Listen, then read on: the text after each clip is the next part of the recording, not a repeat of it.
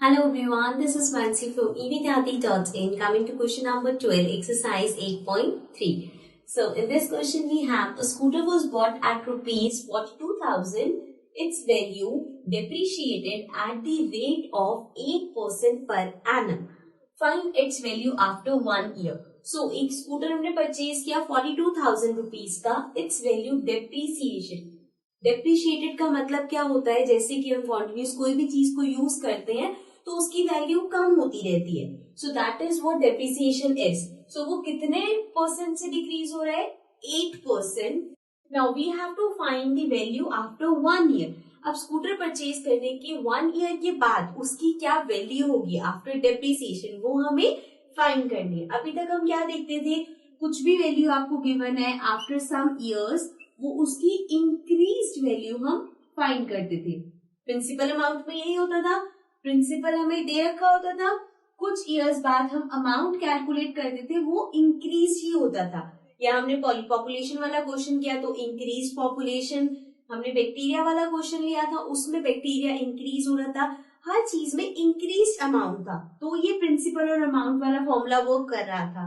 Now अब यहाँ पे डेप्रिसिएशन आ गया, so the value will be decrease. अभी तक सिर्फ इंक्रीज आया था लेकिन अब वैल्यू डिक्रीज होगी. सो इसमें क्या करेंगे, सब कुछ सेम रहेगा. लाइक हमें जो वैल्यू गिवन है 42,000, ये इनिशियल वैल्यू है, so this is the principal.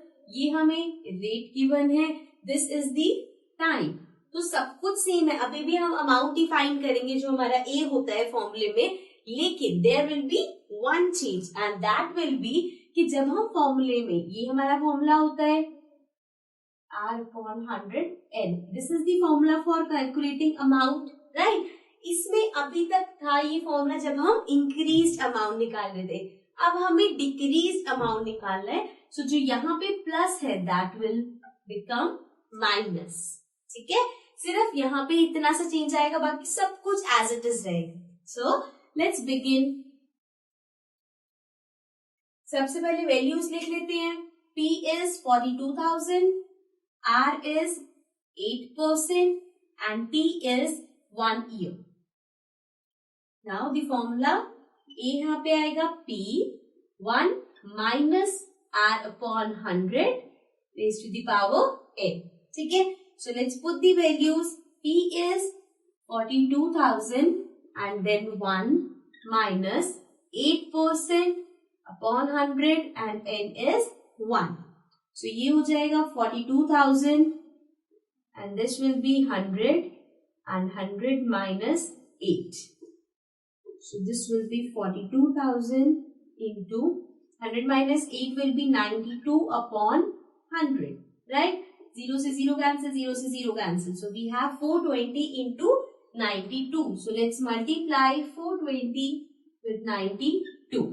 ठीक है, so 2 into 0, 0, 2 into 2, 4, 2 into 4, 8, and then 9 into 0, 0, 9 into 2, 18, and 9 into 4, 36 plus 1, 37. So we have 0, 4, 8 plus 8, 16, 7 plus 1, 8, and 3. So we have 3, 8, 6, 4, 0. So this will be the amount of the scooter after 1 year. ठीक है, that is 38,640. So this was question number 12 of exercise 8.3. This was the last question of this chapter.